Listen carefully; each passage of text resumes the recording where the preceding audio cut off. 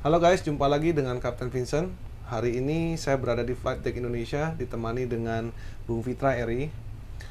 Ya, hari ini kami akan coba menjawab pertanyaan yang banyak ditanyakan di direct message saya. Kemarin banyak sekali orang yang DM ke saya, Cap, apakah mungkin apabila menerbangkan pesawat ini secara deliberately dengan sengaja dijatuhkan, sabotase ataupun di hijack seperti itu? Saya sempat menjawab, cuman di sini kita akan lebih demonstrasikan dengan simulator ini. Mungkin dengan simulasi ini kita bisa memberikan gambaran apakah mungkin bisa terjadi apabila disengaja dijatuhkan. Dan saya di sini akan bertindak sebagai co-pilotnya, karena biasanya di kokpit kan ada dua orang, ada pilot dan ada co-pilot, dan coba mereplika situasi kalau misalnya salah satu dari kami itu sengaja ingin menjatuhkan pesawat. Betul sekali. By the way, yang ada di sini ini hanya untuk referensi only. Kita tidak bisa mendahului apa yang ada di KNKT. Cuman ini menurut saya penting untuk dibahas karena cukup banyak orang yang bertanya-tanya nih. Bahkan interview saya hari ini bersama dengan CNBC, mereka menanyakan apakah mungkin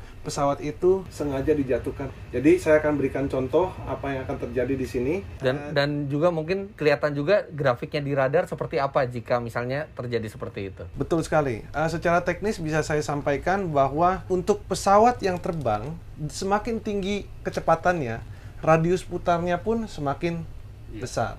Jadi itu akan membentuk profil yang khas di radar kan? Betul. Yang nanti bisa kita lihat kalau pesawat memang sengaja dijatuhkan, maka akan terlihat profil di radarnya seperti apa. Betul. Setelah kita tunjukkan nanti, saya akan berikan demonstrasi bagaimana radius putar dengan kecepatan tinggi dan juga dengan kecepatan yang kecil. Jadi kita bisa menganalisa sedikit dan memberikan edukasi buat teman-teman sekalian mengenai apa efek kecepatan terhadap profil lintasan pesawat di radar.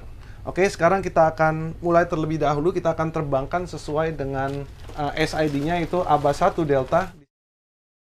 Baiklah, sekarang kita akan coba terbangkan. By the way, ini adalah pesawat Boeing 737NG. Memang pesawatnya ini adalah Boeing 737, cuman berbeda seri dengan pesawat Sriwijaya. Pesawat Sriwijaya adalah Boeing 737-500, di mana itu merupakan 737 klasik. Yang ini merupakan NG. Cuma airframe dan desainnya kurang lebih cukup similar. Baiklah, kalau begitu kita akan terbangkan sekarang.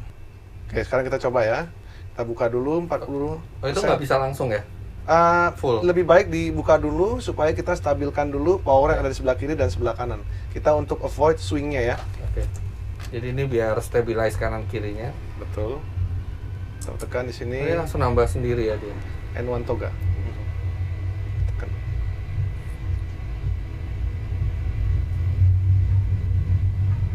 Oke.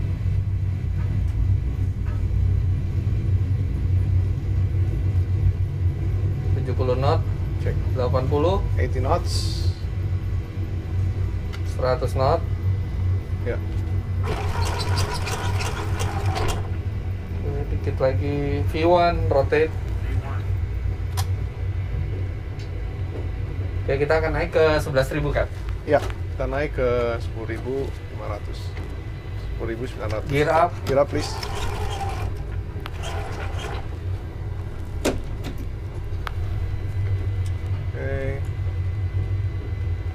Enough speed.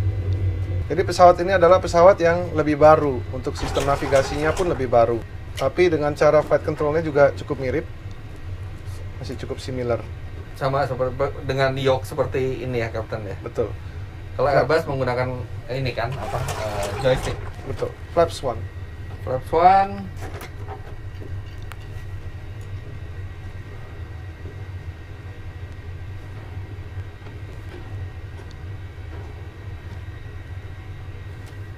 Flaps up.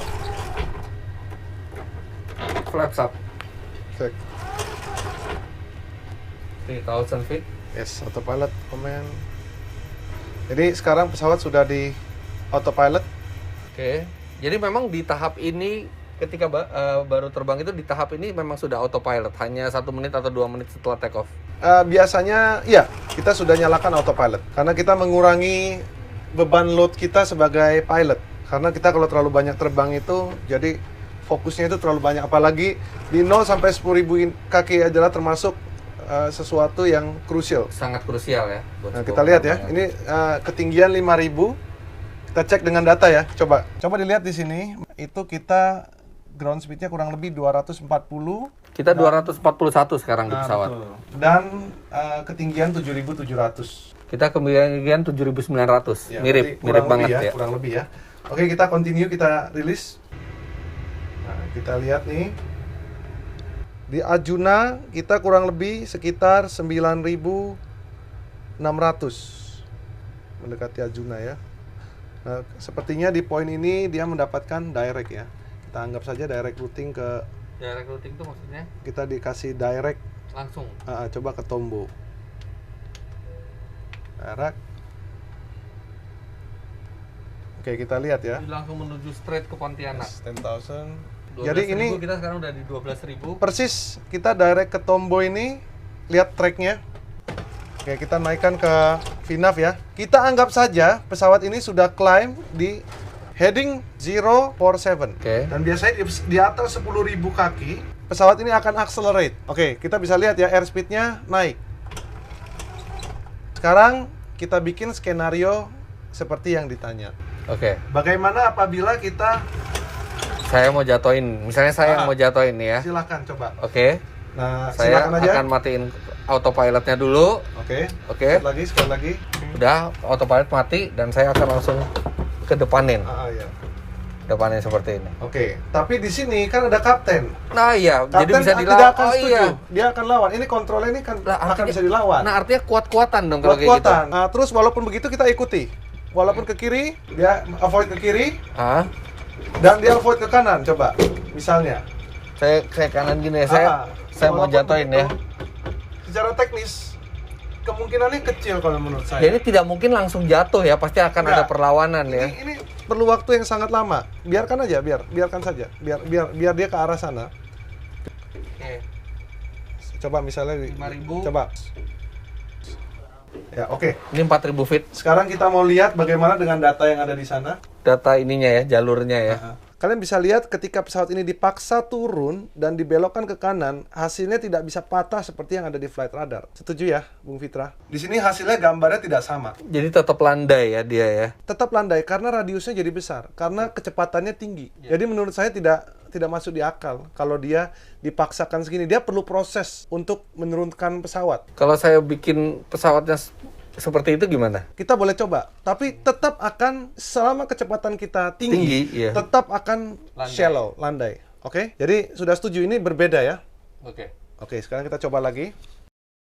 Baiklah, untuk percobaan kedua saya akan meminta co-pilot Jason akan menerbangkan pesawatnya dengan asumsi dia akan melakukan hijacking dan menjatuhkan pesawatnya dengan disengaja.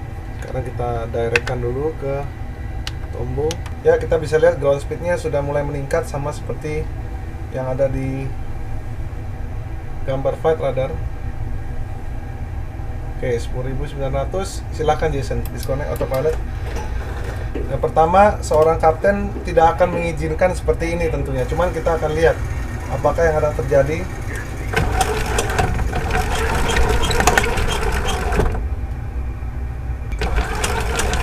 Kita bisa lihat ya profilnya, kalau dipaksa seperti ini akan airspeed-nya pause. Kita bisa lihat bagaimana pesawat ini crash dengan ground speed lebih dari 500 knot. Jadi ini tidak sama dengan apa yang ada di profil flight radar. Oke, sekarang kita coba lihat ya bagaimana gambarnya, apakah sama atau tidak. Di sini juga tidak masuk. Pertama kita lihat bagaimana pesawat ini berputar tapi tidak sesuai dengan profilnya walaupun kita sudah belokkan ke kiri dengan speed yang sangat tinggi. Dan juga airspeed yang kita lihat tidak sesuai. Airspeed yang kita lihat adalah 500 knot lebih.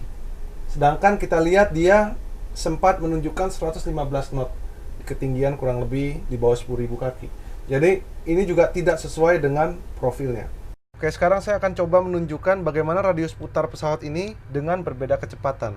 Sekarang kita akan terbangkan pesawat ini dengan kecepatan 300 knot. Kita akan putar 180 derajat. Kita lihat hasilnya. Kita akan bedakan di heading 090 ke heading 270. Oke, ini dengan bank maksimum 30 derajat. Coba kita lihat berapa lama dia memakan waktu untuk mencapai heading 270 dengan bank maksimum.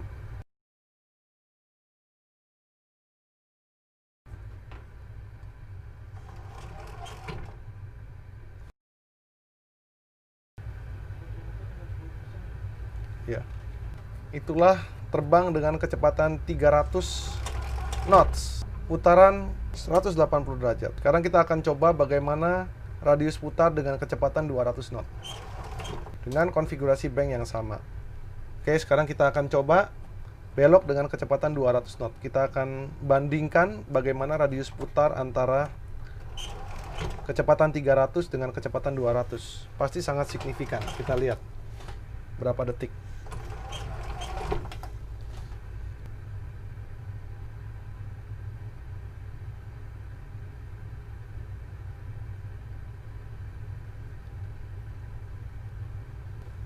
Baiklah, ini memakan waktu 1 menit dan 10 detik untuk dengan kecepatan 200. Oke, kalian bisa melihat di sini dengan kecepatan 300, kalian bisa lihat radius putarnya sangat besar. Tapi dengan kecepatan 200, radius putarnya sangat kecil di sini. Baiklah, baru saja kita coba mereplikasikan data yang ada di Flight Radar 24 mengenai penerbangan Sriwijaya SC182. Yang kita temukan adalah, walaupun kita sudah berusaha dengan keras mereplikasikan data dengan cara membelokkan sedikit ke kiri lalu menikukan ke kanan, dengan positive flight control, saya melihat bahwa ketika kita turunkan nose ini, maka airspeed-nya akan naik. Ketika airspeed-nya naik, maka tikungan yang dihasilkan akan menjadi sangat landai. Yang bisa saya sampaikan dan simpulkan adalah, kecil kemungkinan apabila penerbangan ini dipaksakan dengan sengaja untuk dijatuhkan, baik itu dalam bentuk sabotase ataupun hijacking dari siapapun itu. Akan tetapi, peristiwa ini kalian bisa lihat ya, tikungan yang sangat tajam, steep climb, lalu steep descent seperti itu. Karena kalau dilihat dari heading 046 ke 339 itu adalah 70 derajat. Signifikan sekali. Apabila kita belokkan pesawat ini juga diperlukan waktu yang cukup panjang untuk membelokkan pesawat dari 046 ke 339. Jadi kesimpulan dapat saya sampaikan, kecil sekali kemungkinan apabila dengan sengaja menurunkan pesawat ini. Jadi demikian yang dapat saya sampaikan. Semoga informasi ini bermanfaat. Sekali lagi, ini hanya trial yang tidak berdasar. Saya hanya ingin mencoba bagaimana reaksi pesawat ketika dipaksa turun. Maka tidak akan sesuai dengan profil yang ada di Flight Radar. Dan juga semoga konten ini dapat menjawab pertanyaan kalian seputar apabila disimpulkan bahwa pesawat ini dijatuhkan secara paksa. Saya tidak setuju dan kecil kemungkinan itu terjadi. However, ini hanyalah simple test yang bisa saja salah. Tapi pada saat ini orang yang bertanya-tanya, ini yang dapat saya sampaikan buat kalian semua. Terima kasih, jumpa lagi di video saya berikutnya.